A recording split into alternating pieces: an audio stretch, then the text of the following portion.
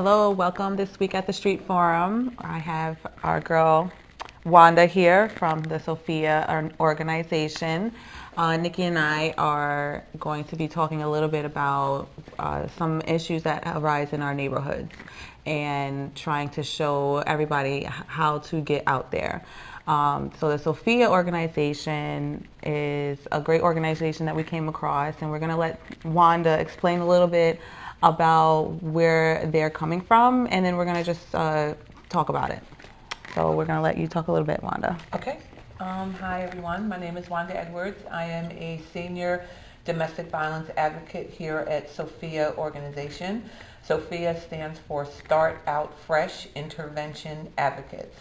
And this organization is a domestic violence awareness organization. So we offer resources to victims and survivors of domestic violence. And the organization began, we are actually going into our 9th year. And it started as a result of a tragedy that happened right here in Montclair at the local Y.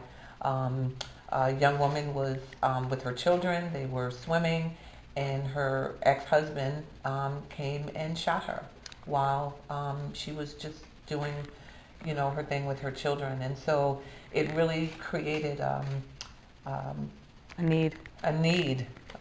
Because we realized that there was nothing here locally that even addressed domestic violence. We just were not aware of it. So Cynthia Walker, who's the executive director, she began Sophia about 9 years ago Wow. as a result of trying to do something in the community. That's great. Honestly, I think I remember that story. I don't know if you were out here around that time, 9 years ago, but I think I remember that story. Mm-hmm. I think a couple of other incidents happened with other people around the same time. Yeah. It was very, very devastating. I think it puts a point for women especially. I think we go through that far too much. Mm-hmm. And I think that it's time to just stop weighing on how many things that we have done to put ourselves in that position, Mm-hmm. and try and figure out how to get ourselves to overcome these situations and to reduce these situations from happening. Because Yeah. we all know that nothing will ever be perfect. Yes. But if we can learn how to reduce the sadness and the hurt and the pain, it can make it better. Definitely. Right, Nikki? Definitely. I agree. I definitely agree with that. And also knowing that you are in, there's people that are in domestic violence relationships and they don't even know. So just being able to bring awareness to that type of situation is also important so that they can see the ways and how to handle their predicament that they're in at the current time. Yeah. Absolutely.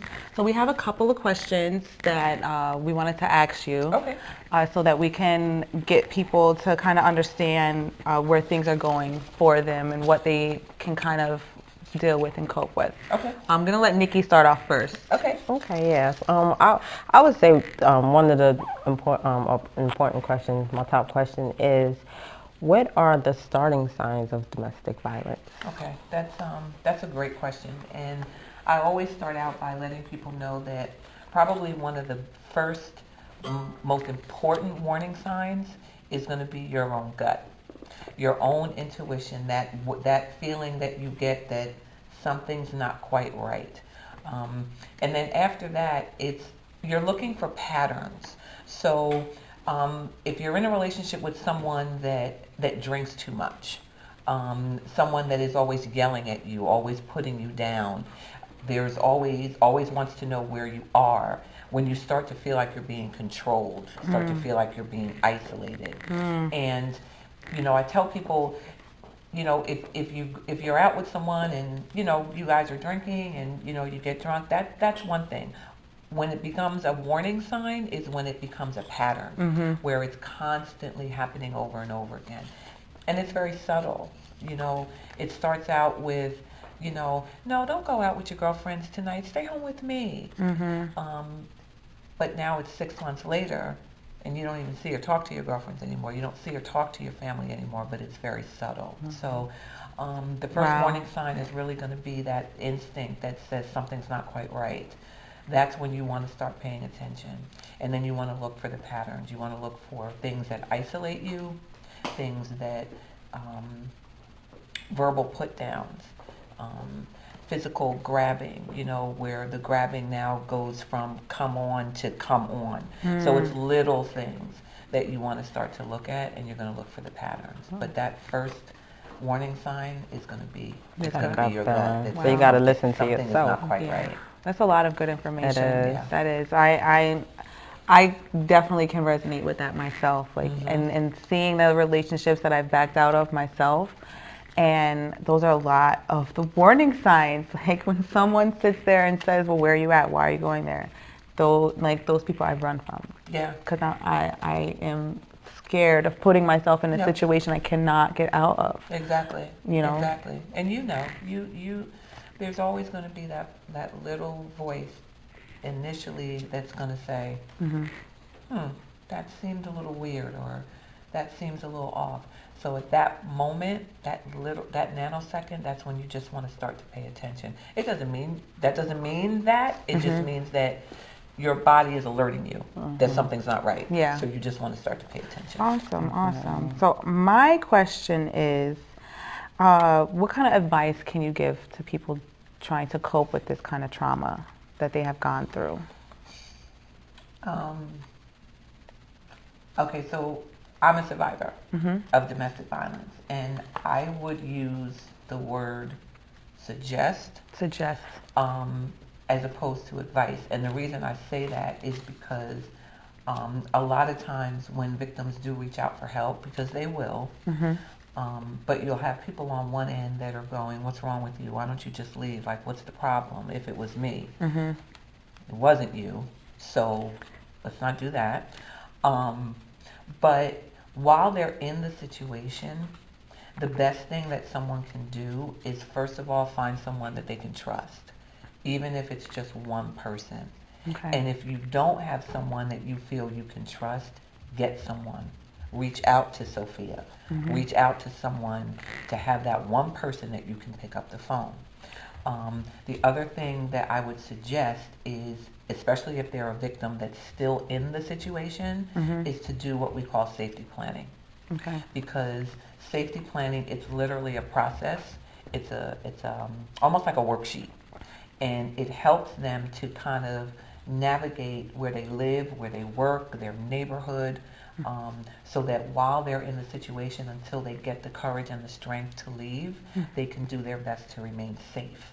So my suggestion is always find that one person you can trust, know what the resources are, know the number to the safe house, know the number to your best friend, know the number to a hotline, and then work on trying to do a safety plan so that while you're still there until you're ready, you can try to, keep yourself safe.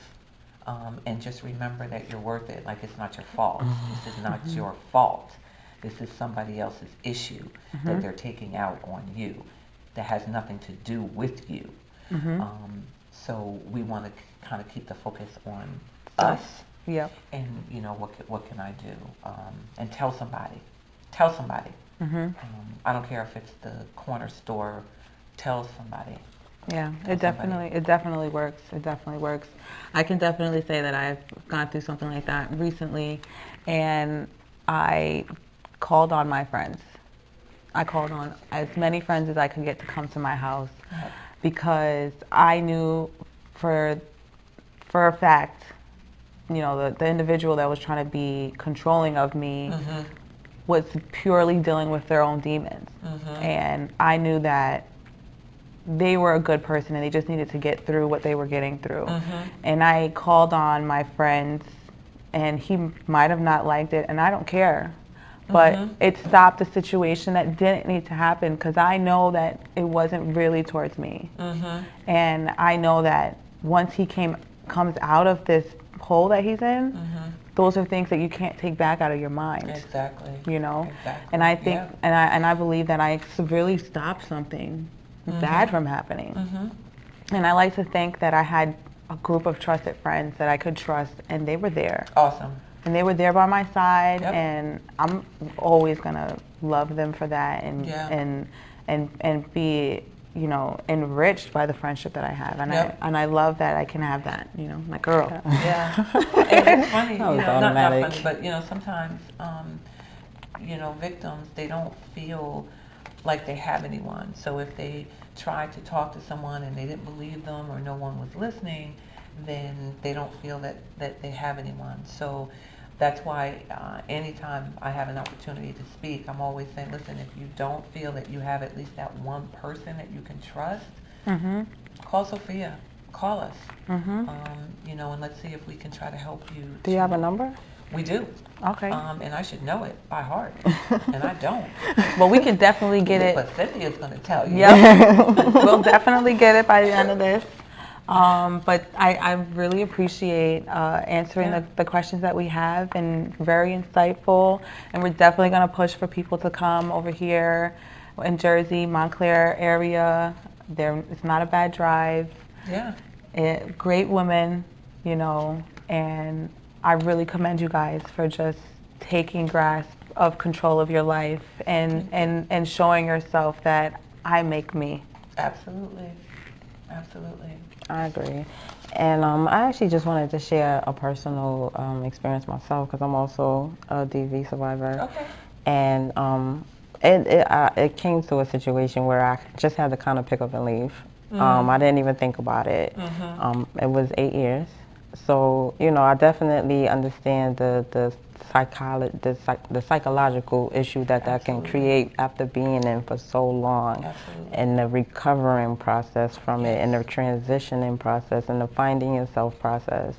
And I didn't have a program that I could call and feel like the only option I had was to, turn to, the authority. And I'm not really one to, always want to, I want to help people. Yeah, I always want to try to see if there's a better option. And unfortunately, I didn't have that option. And I'm thankful for you ladies for being able to bring this forth for victims who really don't know that there's a way out of the situation that they're currently in. They think that they're at a block road, and that's just the end of whatever it is that they're in. So thank you for that. And another question I wanted to ask is it possible to fix a domestic violence relationship?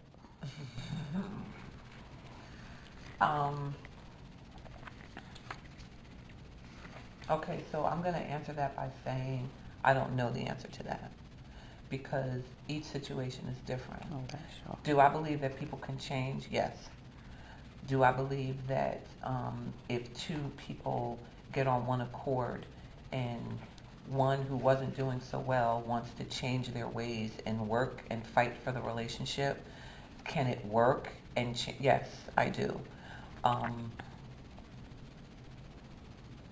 They just have to see it through. But I don't know. I really, I don't know. I guess the reason why I asked that is because when, a person actually does want to change and they take the class, whether it be male or female, they'll take the classes, and they'll tell in the classes that if you're really trying to change, you have to come out of the current relationship that you're, being abusive in. So that's why I wonder if that's something that's a tale, or, if there's any truth or. I don't think that it's a tale at all. Okay. I think that. So let me say it this way, because someone doesn't wake up one day and be a victim or be an abuser, right? Something happened when they were little. Yes. They saw something, they went through something, they heard something that stuck with them, and they didn't know how to process it. So now it's going to come out as a low self-esteem or low self-worth, or it's going to come out as me against the world. And when you bring those two types of people together, you're going to have a volatile situation. So you're going to have a victim and you're going to have an abuser. Because, like you said, because it is psychological, that's a lot of work. Yeah. It's a lot of work. So you have to be willing to put that work in, both the abuser and the victim. Like the healing process, for me, like I had to go to counseling. I had to talk to people. I spent many years doing drugs because I couldn't process it. So, yes, I do believe that people can change. Yeah. Maybe it's best to separate. I don't know. Yeah. Right, exactly. I agree. Exactly. I But agree. when you have that type of relationship, it literally is an individual journey, because you got a victim who's struggling with things that's making them feel as though they don't deserve any better. And then you have an abuser who's like, it's all about me, it's going to be about me. And so that together, Volatile. it's oil and water. So it's definitely individual journeys, and Yeah. the That's- bottom line is having the willingness, Yeah. having the willingness to change. Yeah. And that's kind of why I asked the question, because I do truly believe that, you know, people who may be currently experiencing a domestic violence situation thinks that they can fix it. And they don't realize that it might take some separation in order to fix Absolutely. the root of the issue. It will have to be some type of separation that takes Absolutely. place. And you know, let me say this: that when it comes to you know, people that are in a domestic violence situation, they don't want the relationship to end. Exactly. They want the abuse to stop. Exactly. So that's why, because it didn't start out that way. Yep. So what they're actually trying to get to when they say I can fix it is they're trying to get back to what it was. They're trying to get back to where we were, because how did we get here? Exactly. Yeah. You know, I didn't want my marriage to end. I didn't want that. We had 2 daughters. I just wanted him to stop hitting me. You know, and so I remember feeling that we could fix it, or I could fix it, which usually starts to look like the victim re-victimizing themselves, because now they're going to start to make sure they're happy. Don't say this, Yeah. don't do that, don't do this, because if Eggshells. right, exactly. If the abuser's happy, everybody's happy, and we don't have to worry about anything. Yeah. Exactly. So fix it takes on this whole other Band-Aid effect. exactly. And we all know. She knows, like, yeah, she can't think of the word. It's not gonna come out, and we're gonna have dead air. Okay, thank you. Just come to me, you know. But it's definitely, you know, something that to be aware of, you know. Anything that needs to be fixed is not a permanent, you know. It either has to be changed or replaced. You better preach that. Yes. Yes. You gotta change Yes. it or replace it. Yes. Yes, yes. But we definitely want to thank you, Wanda, You're for very coming on welcome. with us. Thank you so much.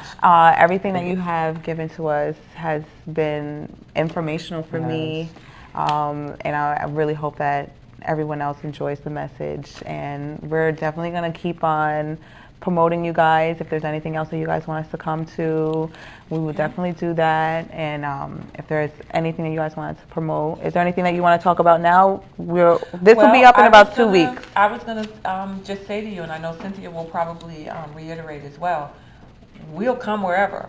Okay. We've done workshops down in South, as far as down Toms River. So, you know, if there is an organization in your area, a girls group, a women's group, a church, a school, we'll come and do a presentation, because we really believe that we need to get into the schools. Yes. Definitely. Yes. Definitely. It's starting now. Yes. You know, and Most definitely. I'm not claiming anything. I'm not trying to put anything out there, but we have abusers and victims in Yeah. the making right Oh, now, yes. and they're in second, yes. third, first, second, Yes. third, fourth, fifth grade. Because they're watching Because their they're seeing it abusers. at home. They're yeah. watching. They're watching, and it starts Yeah. out as learned behavior Yeah. until someone starts to shift the thinking and Yeah. saying, no, you don't have to do that. We Yeah. can break the cycle. Exactly. So They're definitely trying to bring the community, you know, back together. That's Yes. good. And that's the same and that's focus like we our have. message, you know, bringing the unity back into community. oh, she better preach. Yes. Yes. Yes, you know. Now more than ever. Yes, you know, make that definition stand so strong that they can't break us down. That's right. You know? That's right. And Sophia's here. We are here to do anything that we can for any community. Awesome. For any community. We and I appreciate know, the like I said, I'm services sure Cynthia also. will talk more about that as well. Hello here. We have today with us our second guest from the Sophia organization, Miss Cynthia Walker. She will be telling us her story and the reasons why she has created this wonderful program for the victims who currently experience or have experienced in the past any form of domestic violence. So thank you for being here today with us. Thank you for coming and visiting us today. You're welcome. And we would like to start with I'll start with asking my first question. Do you think that domestic violence ties into a form of mental illness? Good question. I'm pausing because no one ever asked me that before. Me personally, I don't believe it does. I believe it's a learned behavior. Okay.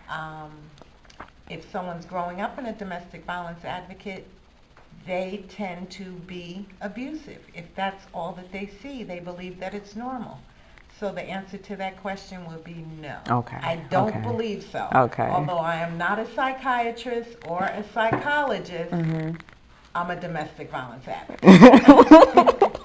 And thank you for that answer. And the reason why I think I believe that question came to me is, you know, as I said in the previous session, I'm also a victim myself, Okay. and you know, that was one of the things that I used to question in being in the situation when I was going through it. Yes. You know, it was one of those things like, okay, I see that it's also, you know, an anger situation that could be addressed, but I wonder if it's deeper than that. If it came from childhood, you know, it would be something that mentally affected you as a child. Yes. So, you know, I just was wondering if people even thought of that Right. or Now, thought that it everyone might be a can have connection different to answer, it. Yeah, you know? definitely, But definitely. me personally, I believe it's a learned behavior. Okay. Are you still in a domestic No, violence no, relationship? no, Okay, so you're a survivor. Yes, Thank we're you. celebrating. Thank you. Yes. Thank you. Survivors of Survivor. domestic violence. Thank we you. commend you for having the courage to getting out of your relationship Thank you. and moving forward in a positive manner, Thank living you. free. Yeah. Thank you. Okay, Sophia loves you. Thank Yes. you. You're welcome. Awesome. That's awesome. I definitely believe that when dealing with mental issues and comparing it to domestic violence, the simple fact that there is a gray area is something to be aware of. Yes. And even more important, why organizations such as yourself are needed. And the best way to help share information is, you know, making platforms like this Yes. and sharing our messages and hoping that, you know, we can really get to that one person that maybe thought that there was nothing there. Yes, we are here. We're here. I mean, give us a call. We'll do everything we can for you. We have awesome referrals. We'll send you where you need, where your need is met. Okay. We do the best that we can. It's a lot of work. We're looking for more advocates to come on board. Always. You know, that's always what we talk about. So Help. yes. What is one, I have one question. Okay. What is one way, or do you think it's even possible for men and women to actually come and break this divide of the violence? Absolutely. We are focused on awareness, prevention, healing, and education, which is the key. We pride ourselves on safe dating workshops. We go out to schools, colleges. Did Wanda talk about how she is Yes. one of our lead facilitators? Yes. And we talk to teens, young adults, middle school students. And we believe that with these presentations, it will help break the cycle of domestic violence. It will help eradicate domestic violence, because if you're growing up in a domestic violence household and we say to you that day, if you have these traits, you are possibly an abusive person. And at that point, it gives you time to say, hey, maybe I need to get some help. The way that I grew up isn't right. Yeah. And I need to Adjust. address this situation. So I'm not abusive. Sometimes we tend to have low self-esteem and we accept ourselves into these abusive relationships because we feel needed, we want someone to love us, you know, and then these things are downplayed. Once we go over these 10 warning signs, people are like, hey, wait a minute, that happened to me. Wow. That person's treating me that way. So without them knowing, education is the key. This is what we believe. Last year we served over 1,300 students with Wow. safe dating presentations. Awesome. And this year our goal is to serve over 2,000. So Wow. if you know any organizations, schools, colleges Yes. that want us to come out, we are more than glad to come and do these Awesome. presentations. Awesome. Definitely. I'm definitely on my one of my side businesses that I'm creating is Elite Motivation, and we want to start, doing fundraisers and encouraging the youth to be more engaged. So I definitely can use, these kind of resources to try and help show the community how to do it. I Okay. think that's what we don't know, Give us the a call. how. We'll do everything we can to help So to awesome. support you. I'm so excited. I'm so excited of this journey that we are on. I'm happy that we have met you guys Thank you. because we started off our topics with sexuality. Okay. We believe that it was very important to be able to start the conversation of breaking the divide. I think it starts with our relationships, with Absolutely. ourselves, with Yes. each other, and dealing Learn with to it. coexist with one another. Yeah. I think, it all ties back, like you say, to the beginning when you're grooming the child. I think we tend to forget that we need to groom them equally to one another, not to separate them apart from one another. Right. And I think that's the cycle that we're in. We're grooming them into kind of disliking one another, and we have to tie that back together the way it should be. Right. I also believe and want to commend these groups that are within the community, within the schools, within the colleges, where people can be themselves. You go back home, you have to act a certain way. Yeah. Your parents want you to be a certain way. Yes. So being able to step out into these groups that accept you as you are, Yeah. and what your focus is, and they are supportive of what your goals and dreams are, I commend you guys and all the groups that are doing it. Yeah. Definitely. Because we don't always have people that are supportive that we could turn to. Yeah, Exactly. So definitely. these are good, healthy things to help us grow, mature, and be successful. Definitely. Yes. Definitely. I can give you one, a good story, because I have 3 kids. Okay. Right? So my youngest is a girl, Yes. and yesterday they were supposed to have a father-daughter dance, but it was filled at capacity, so they couldn't go. Okay. But me and her father, we're not together, but we are very, very involved. We co-parent immensely, and I made sure I told him yesterday because we were like, we're still gonna do this. My daughter bought the dress, she got the She shoes, was ready. she is ready. Yes. So we're gonna still do this. We took pictures and they were gonna go out to eat. And I told him, I said, listen, this is your one shot. Your one shot to show your daughter what it is to be treated when you go out and how you want to be treated and how you expect to be treated. And if the father can set the bar, I'm telling you, the girls or the boys, whatever situation it is, they will set that bar even higher for the next, Absolutely. even higher. And Yes. things like that, I want to believe is the way that we're going to change. Absolutely. With our dad treating us and respecting us, we tend to raise the bar when we start dating. Be like, you know what? My dad held that door open for me. That's right. My dad showed me respect. Yes. And it helps build self-esteem Yes. as little girls. Yes. So absolutely, dads play a huge part. Yes. And I definitely just want to add to that great message. I just want to speak, to the ones who may not have a father figure, to try to tend to an uncle or a male cousin or someone who is a positive role model Trusting. in your life. Absolutely. Yep. Yes. You have to reach out. Yep. You have to come out of your comfort zone. Yes. Yes. Because there's plenty of people always willing to give the love that they are able to give. Absolutely. It's always there. And I definitely want to be that advocate and, anything that we can try and help. And definitely after we do this, I Okay. definitely want to see like how we can get involved and who we can push, to become more involved, because we need to make this happen more. We need to have more of it, and I think it'll make our days so much more happier. Okay. Now, are you aware that we do an annual walk against domestic violence every year? I love walking. Me too. This year we're celebrating and having our 8th annual Sophia Walk Against Domestic Violence, Okay. September 8th in Canterbury Park in Montclair. Awesome. So I we will am start here. promoting that in Definitely. June. Yes. It's always the first Saturday after Labor Day. Thank But you I for can't telling me. believe Yeah, definitely. This year is the 8th Eight. annual. I can't believe the first one we had about 20 people there. Wow. And I said to myself, you know what? I'm going to keep doing this. Yes. And last year we had up to 300. Wow, Nice. congratulations. Yes, that's what we yes. need. We're yes. definitely gonna help. So excited. Yes, definitely. It shows respect and honor to our victims, Bring Yes. the children out. survivors, everyone who has been directly affected. Yes. You know, Yes. so we come together as a community and we just love it. We have a good time. We play music. We walk And around excited the just track. hearing about it.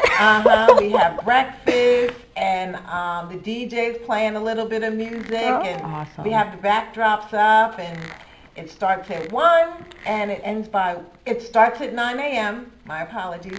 It ends by 1. Okay. And not I'm bad really at all. home taking a nap by 2:30. Okay, because we get to the park about 7 o'clock, 7:30 to set Yes. up. Okay. You know, so it's short, sweet. It's not an all-day event. We're in, we celebrate, we march, we walk, and then we're out. Okay. So, awesome. yes, I definitely look forward to September 8th, attending that. Mark your calendars. Definitely Canterbury will. Park, Montclair, Yes. New Jersey, 9 a.m. Yeah. Sophia Walk Against Domestic Violence. Yes. Thank you for sharing. I'll be there. Yes. I will be there. Trust that.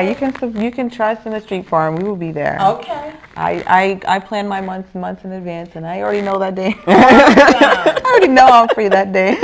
Oh, yeah. So we just definitely want to thank you. Oh, thank you. Thank you for coming out. Thank you for spending time with us. And like I said, with your new endeavors, you know, please give us a call. We'll do Definitely. everything we can to help and support you. Definitely. And thank you for your time today. And I'm definitely looking welcome. forward to the future activities that we can partake in together. So Okay. thank you for Thank just you. being a part of the show and giving us the information that you have. And please, if you're in a current situation, please reach out to the Sophia organization Absolutely. for any suggestions or advice that you might want to hear or talk about. They're here for you. Oh, Miss Wanda said you guys have a hotline number. Well, it's not a hotline anymore. Okay. We're not on the hotline side anymore. Okay. We had to pass that on to the professionals. Okay. Okay. But we do still accept crisis calls. Okay. Okay. But our main number is 862-251-6791. And if you're in a crisis situation, we will assess the call and we will forward you and give the information to a referral that we have. Okay, so we're trying to, you know, Move the ball. crisis calls are really should be left to the professionals. You know, we do the best that we can, but we are not equipped to handle crisis calls, although we do get them. And we will refer you to the local safe house or the National Domestic Violence Hotline. So you can still give us a call, and we will refer you to where we feel fits your need.